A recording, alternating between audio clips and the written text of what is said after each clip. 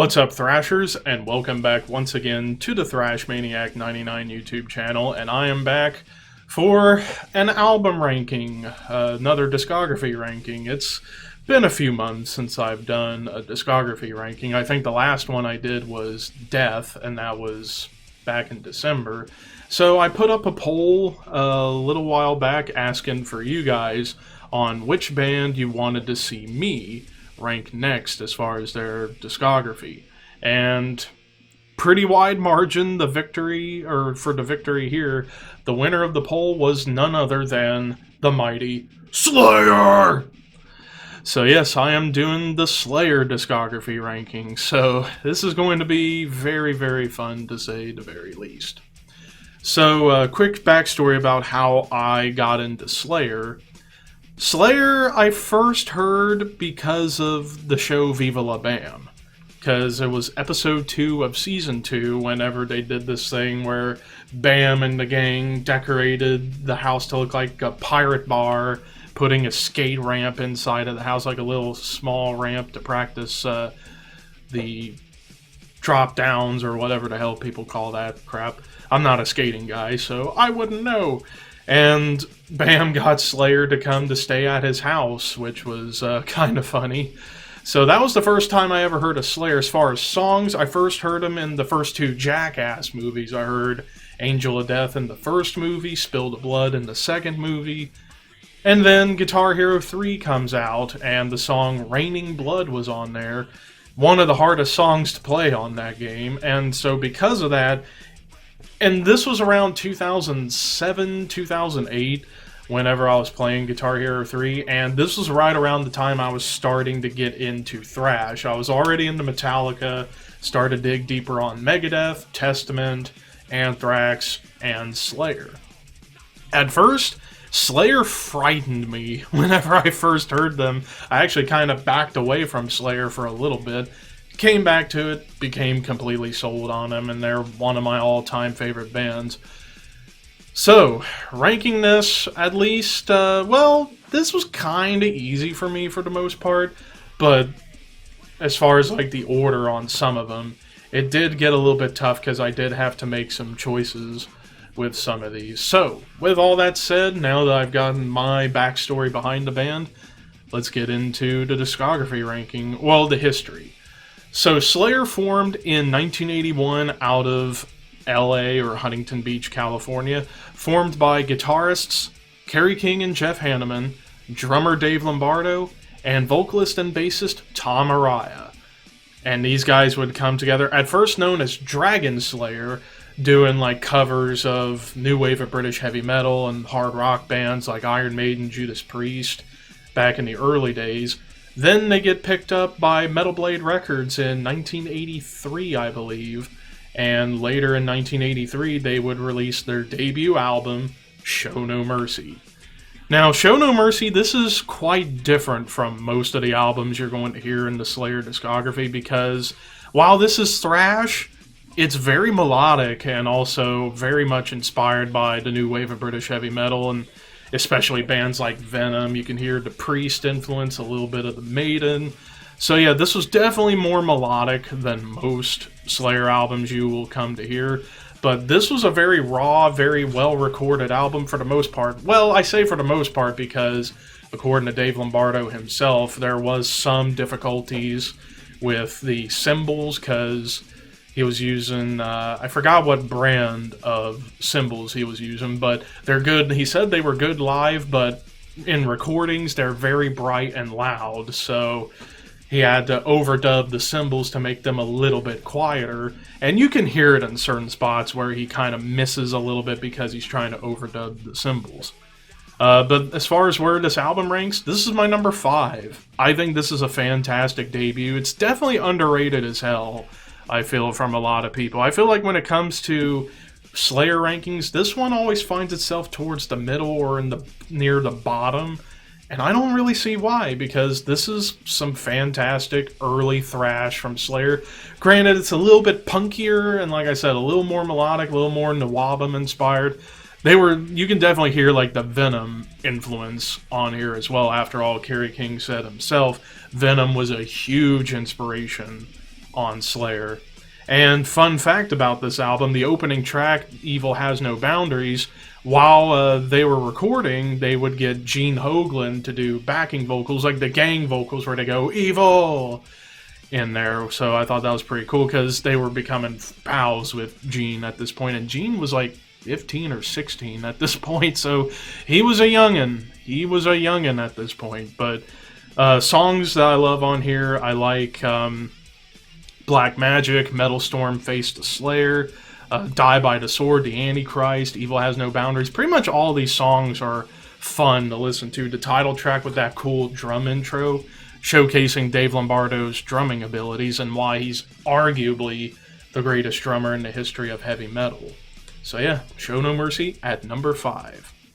So after this, they are busy as shit doing shows in the Southern California, Central California area, bouncing back and forth between LA and the Bay Area, kind of commingling a little bit with the Bay Area thrash bands like Metallica and Exodus and Legacy and all those bands that were just starting to come up or starting to form around this point in time, or were just starting to make some noise.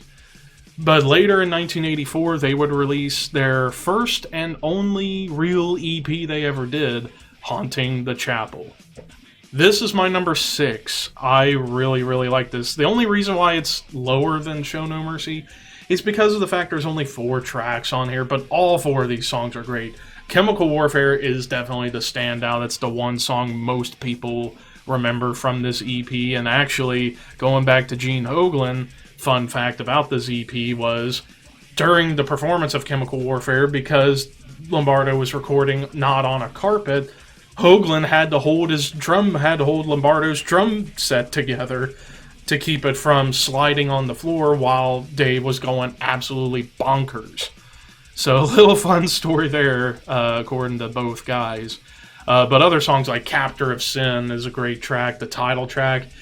While Aggressive Perfector is on here, I prefer the re-recorded version that would come out a couple of years later, but this version's still solid. But yeah, for an EP, one of the best EPs in the history of metal, no question. And it's my number 6 overall for Slayer. Now, of course, once again, busy as hell, touring and writing and so on and so forth. And then in 1985, they would release their final album on Metal Blade Records, Hell Awaits. This is my number 3 album. I think this is where Slayer really became Slayer for a lot of people. It's like, yeah, Show No Mercy was great. Haunting the Chapel kind of signaled the transition into what they would eventually become. Here on Hell Awaits, that transition is fully realized and fully unleashed. And of course, featuring most of the band's longest songs of their entire career. Tracks like the title track, At Dawn They Sleep, Crypts of Eternity, which is one of my favorite Slayer songs, and arguably the most underrated Slayer song, I will say. But top to bottom, this album is absolutely brutal, it is heavy, and almost proggy, because when you listen to these songs and you go through how they were structured, not very typical. They were kind of proggy a little bit. Then again, Kerry King said they were really into like Merciful Fate at this point, and Merciful Fate definitely had hints of prog within their songwriting, so I can definitely hear that influence shining through on this album. But in terms of just the brutality that this album was able to project, this was arguably the heaviest and most brutal and evil album to come out in 1985. I don't think there's any album that really comes close to Hell Awaits during 85 in terms of brutality and evilness. And of course, only 7 songs, but it's almost 40 minutes long because of how long a lot of these songs really are on this album. And starting off with the title track with that squealing atmospheric guitars and the bass going while you're getting the backwards chants, and then it gets into this nice build-up and then into full-on thrash. And this was also kind of close to early death metal as well. Like, you can definitely hear where bands like Morbid Angel and Deicide and even Cannibal Corpse kind of took some inspiration from. So yeah, Hell Awaits, my number 3. Again, busy as shit at this point, still touring and writing. Then, like I said, Hell Awaits was their final album on Metal Blade, and would eventually get picked up by Rick Rubin to join his label, Def Jam Recordings / American Recordings, which was interesting considering Def Jam was a hip-hop label, but yet Rick Rubin decided to sign Slayer to a hip-hop label. So I believe this is the first case of a rock or metal band being signed to largely a hip-hop label. And in 1986, we get one of the all-time classics, and not just thrash, but in all of metal, Rain and Blood. Of course, this one's going to be number one. After all, it's one of the most important albums in the history of heavy metal as a whole. And a lot of people say it's the greatest thrash album of all time. I kind of disagree. It's definitely up there, no question. It's definitely in the top 2, top 3, no question. I just prefer Master of Puppets just a little bit more. But Rain and Blood, I mean, top to bottom, it's only less than a half hour, but holy crap do these songs pack a punch. They don't waste a moment on these songs. And probably in terms of bookend tracks, like the opener and closer, probably the best combination. You know, you open up with Angel of Death, which is, in my opinion, the best Slayer song of all time, and you end it with Raining Blood, which is one of the classic songs in Slayer's history, arguably the second best Slayer song. And of course, the version of this I have comes with the re-recording of Aggressive Perfector, which I think was much better than the original. But other great songs on this album, like Altar of Sacrifice, Necrophobic, which gave the name to the band, Necrophobic, Jesus Saves was great, Postmortem, Criminally Insane, just top to bottom, no wasted moment. All these songs pack a heavy punch. It's fast, it's furious, it's evil, it's brutal.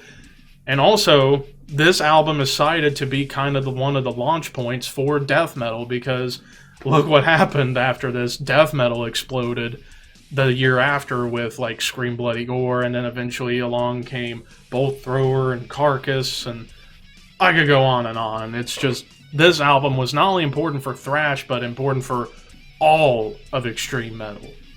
So yeah, Rain and Blood, of course, number one. But again, busy touring and writing. However, little bit of a member change just for a brief period. Dave Lombardo takes some time off from the band in late 86 and early 87, but comes back to the band in mid 87, was replaced by Tony Scaglione, who was from Whiplash, to do a little bit of the Rain and Blood tour, and then Lombardo came back to the band in time to record their next album, which wouldn't come out until 2 years later in 1988, and we get the release of South of Heaven. South of Heaven is my number 4. It's definitely a different album for Slayer, and kind of like with Rain and Blood being produced by Rick Rubin, which, fantastic job, once again produced by Rick Rubin, and here, like I said, this is a very different album because this was when Slayer started to showcase a little bit more songwriting chops, slowing things down, adding more melody again, a little more atmosphere. Of course, the opening title track, South of Heaven, is one of the all-time classic Slayer tracks, but even other songs like Live Undead, Spill the Blood, Ghosts of War is one of their fastest thrashy tunes of all time. Mandatory Suicide, of course, is a classic. Yeah, top to bottom, really cool. Not the biggest fan of their cover of Dissident Aggressor by Judas Priest, but if they would have left that album off, I think this album probably would have gone higher on my list, because that's not one of my favorite cover songs of all time, but that's just a minor gripe. But of course, you know, like I said, adding more melody, especially on tracks like Spill the Blood with the opening acoustic part, before it builds atmosphere into the heaviness. And also following a bit of a cleaner guitar tone, not as heavy and distorted, but still sinister sounding, and it's fucking fantastic. So once again, touring, writing, and 2 more years go by before we get another Slayer album, and that would be the release of 1990's Seasons in the Abyss. This is my number 2 album, obviously, because this was definitely like the perfect balance between South of Heaven and Rain and Blood. You still got a lot of heavy thrashing tunes, but you also get some more of the slow, mid-tempo melodic tracks. And I mean, songs like War Ensemble, Blood Red, Dead Skin Mask, Skeletons of Society, the title track, Expendable Youth, like top to bottom, once again, not a wasted moment. I almost thought about putting this number one just because the songwriting on here was a little more diverse because they were able to balance the speed and the melody pretty well. But, fun little thing, I would love to hear Cannibal Corpse cover Dead Skin Mask. That would be pretty fucking killer if you ask me.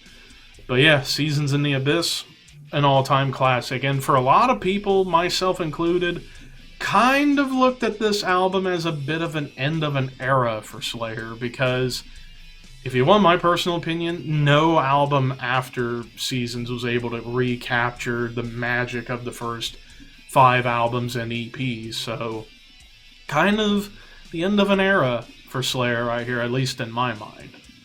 So, during the tour, they recorded the double live album Decade of Aggression, which is pretty sweet. In 1992, Dave Lombardo leaves the band once again and is replaced by Paul Bostaph, who came from the Bay Area thrash band Forbidden to come in to play drums going forward, at least for a little bit. And they take a nice long break from recording as far as studio output. They went back to the studio in, I believe, late 93 and released in 1994, we get Divine Intervention. This one fell for me a little bit. This is my number 8 album. I think there are some good songs on here, like Killing Fields, Serenity and Murder. I believe 213 was on here. Yeah, 213 was on here. The big gripe that I have with this album is the production. The production is super thin and muddy on this whole ordeal. It's like, and even Kerry King says himself, if there was one album he wishes he could go back and remix, it's this album, because like I said, the guitar tone is very thin. The drums sound cool, but then it's just very muddy at times. So yeah, I mean, I agree, songwriting wise there are moments on here that scream a little bit of death metal. Not as thrashy, but there are some thrash forward tracks on here. But I mean, it's just the production's not very good, at least in my mind. I agree with Kerry King. They should find somebody to remix this album to give it that Seasons in the Abyss feel to it. And I think I would like the album just a little bit more if the production wasn't poop. But that's just my opinion. So, afterwards, more touring, all that good stuff. However, during this time period, actually, Paul Bostaph ended up actually breaking his leg during this time period, so he couldn't play the tour for the following album. He would be replaced by John Deet, who came from Testament for a little bit beforehand, as well as Evil Dead and a few other bands around at this point in time. So, however, Bostaph would still play on the album that we're going to be talking about, which would be released in 1996. We get Undisputed Attitude. Now, this is largely a punk band cover album with only one original song, and yeah, this one really shit the bed in my opinion. I mean, I appreciate cover albums, but cover albums for the most part just scream filler, and well, some of these covers were not that good, and even the original song, Gemini, was pretty bad. It just sounded like the laziest B-side song they ever did. I have this at number 12. It's not dead last, it's very close, but yeah, I would have rather have had all original material instead of just a bunch of filler cover songs. So, that's really all I've got to say about this album, because there's just really nothing much to it. But like I said, Bostaph ended up breaking his leg for a little bit and was replaced for the tour by John Deet, but would return to the band in mid to late 97, and they would go on to record their next album, which would be released in 1998. We get Diabolus in Musica. This is my least favorite Slayer album. This is my number 13 on the list. I still don't like this album to this day. A lot of you guys who have watched me on the Horseman podcast will know my full opinion about this album. This was when Slayer kind of betrayed themselves a little bit, and whereas they would buck trends, this time around they kind of hopped on a trend, because 1998, this was when nu metal really became big. After all, you had Korn and Deftones, even though Deftones ain't really a nu metal band. But even Limp Bizkit was starting to peek through at this point. Yeah, nu metal was getting big in 1998, and Slayer, even Kerry King admitted, he thought, well, okay, how can we make Slayer fit in the society of that time? Because Kerry said he was totally against what was popular at the point with the metal music, which was all frat boy stuff. And he thought, okay, how about we do a little bit of that, but do it in our own fashion, by incorporating more groove to the music. Well, in my opinion, they kind of botched pretty much everything on this album. I mean, the only songs that are worth checking out are Bitter Peace and Stain of Mind. Even though, yes, Stain of Mind does sound like a heavy Korn song, to me, it was well done. I still find that song to be a little bit catchy. And then Bitter Peace, yeah, that's a unsung hero of a track, but everything else on this album, also the recordings, Finn once again, the songs just totally uninspired, and yeah, this album was an absolutely horrible mistake in their discography. Like, hands down, this is my least favorite, and I even have it in the my top 10 worst metal albums of all time on the Horseman podcast, where we did an episode last year of the worst metal albums of all time. I had this on the list. I just don't like this album at all, and that's why it's dead last. So, after Diabolus and Musica came out, it was like, well, that didn't fucking work. We get a new album 3 years later. In 2001, we get the release of God Hates Us All. This is my number 10 album. Not that it's bad, it's just half of this album, in my opinion, is solid, and then the other half's kind of okay-ish. There was some corny stuff on here, and also the bass is almost non-existent on a lot of these tracks, and that was kind of an issue that I remembered when listening to some of these songs from this album. But of course, songs like Payback, Disciple, Bloodline, those are, in my opinion, the best tracks on the entire album. Whereas most of the other ones just didn't really capture me very well. It really didn't capture me, and that's why it fell to number 10 on my list. Not that it's a bad album. It's definitely much better than Diabolus, but nothing really super noteworthy, if that makes any sense. And the production could have been amped up just a little bit to help make the bass a little bit more prominent. So there you go.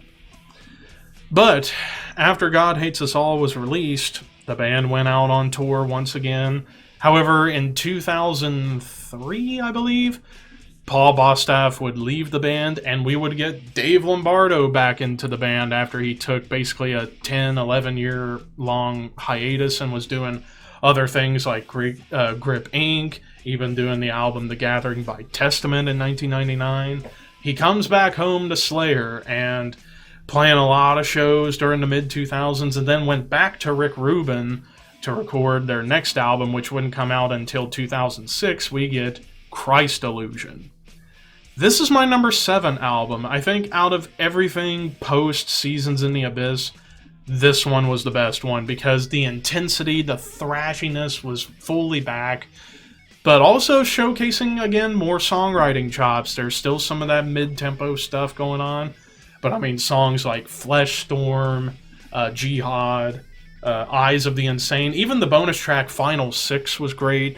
Like, top to bottom, I mean, there are a few songs that kind of were questionable, but for the most part, this was a really good album. Solid comeback to their roots a little bit.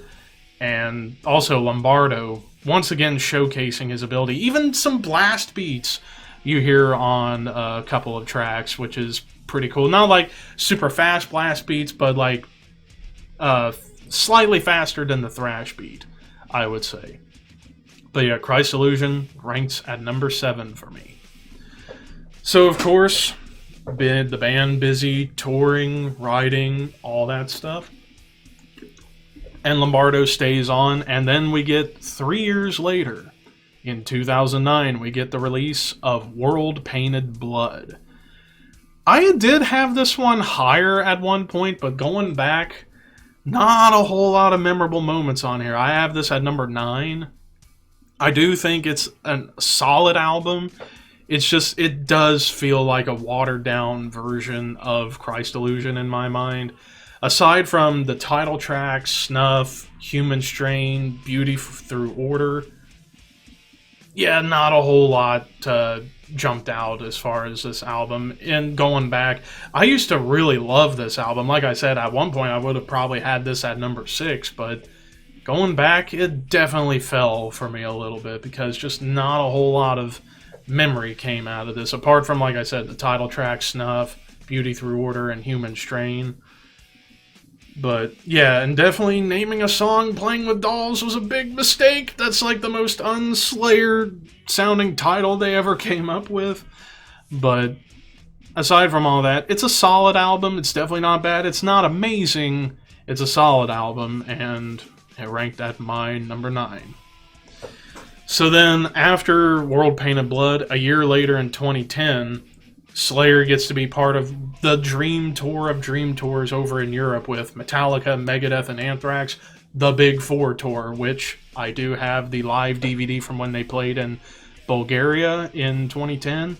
Fucking fantastic DVD. Now, unfortunately, after the Big Four stuff happened, some bad stuff happens to Slayer. 2013, we lost Jeff Hanneman after a battle with flesh-eating bacteria that happened to him, as well as, I believe it was a liver failure. I can't quite remember, but he ended up getting sick, and we lost him in 2013, and he's sorely missed because he was the main songwriter for Slayer for pretty much every one of their albums. Kerry King, solid songwriter, but definitely Hanneman was the more superior writer of the two. But afterwards, they would pick up Gary Holt from Exodus, which was a great choice because he's a great riff guy and a great lead guy. However, in late 2013 or early 2014, somewhere in this time period, Dave Lombardo leaves the band once again, and Paul Bostaph returns to the band, and in 2015 would release their final album, Repentless. They would go to Terry Date for the production job, which you would have thought, Terry Date producing a Slayer album? That should sound amazing. Well, it wasn't a perfect production. The drums sounded a little crap on this. I'm going to be honest, I do not like the drum sound on this album, and plus, vocally, it felt forced. Like, Tom's voice definitely didn't age that well at this point. And that's why I ranked this at number 11. It's not a terrible album. It's just definitely, you could definitely tell by this point, once they were on their final tour afterwards, up through 2019, you could tell they were pretty much done, and they just cashed in for one final studio album. And, well, couple of decent tracks, and they definitely got heavier on a couple of tracks, like tuning down to B, which was cool, but really not a lot of songs really jumped out at all for me. Like, this is one I rarely, if at all, ever go back to, and it's just unfortunate that this was the last album we had from Slayer, and it just wasn't the greatest. And yeah, and you would have thought with Gary Holt coming in, he would have gotten the chance to write more. No, this was largely a Kerry and Tom written album, except for one song, which I think was Piano Wire, that was written by Hanneman before he passed. But yeah, it just, I think they should have let Gary Holt write more on this album. And I think if Gary Holt would have written a lot of these songs, I think this album would have been a lot better. That, and if they would have gotten the drum sound right, it would have been better sonically.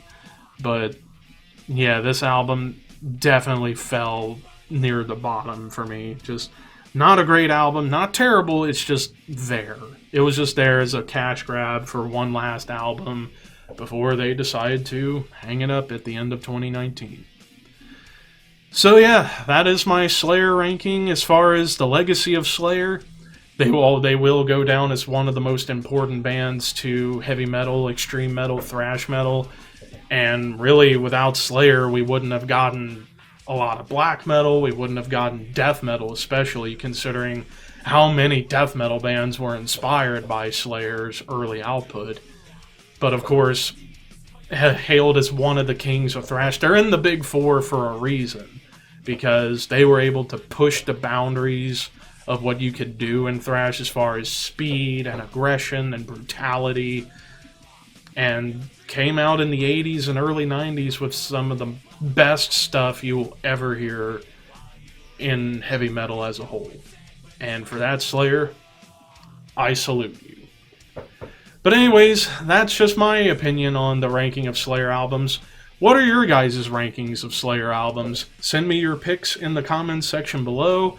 As far as who I'm going to be ranking next, that remains to be seen. But hope you guys enjoyed this video, and until next time, horns high, and I will see you soon.